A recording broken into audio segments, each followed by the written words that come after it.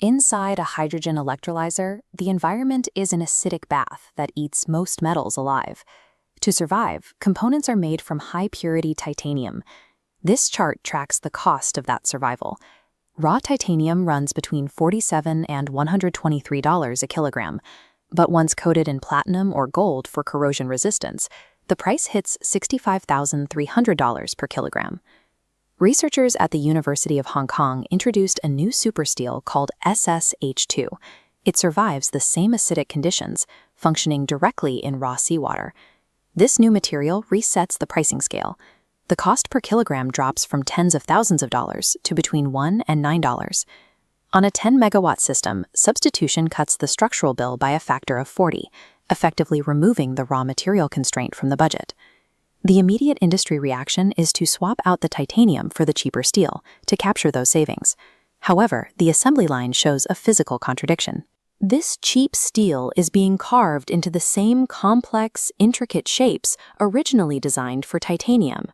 Manufacturers are still hollowing out sections and performing precise cuts on a metal that now costs less than a gallon of gas.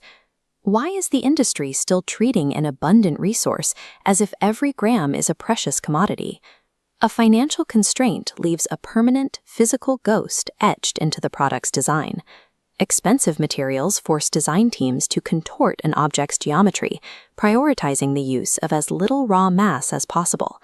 With titanium, engineers are trained to open out radii and avoid deep pockets to minimize the volume of metal required. They replace simple solid sections with complex lattices or hollow frameworks, specifically to buy less material. Every one of these choices is a physical alteration to the object, made entirely to lower the purchase order. This chart shows the financial impact of those choices.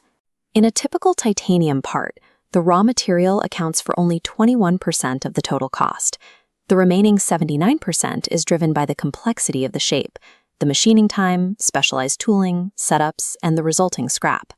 This massive overhead is the direct penalty for trying to minimize that 21% material cost.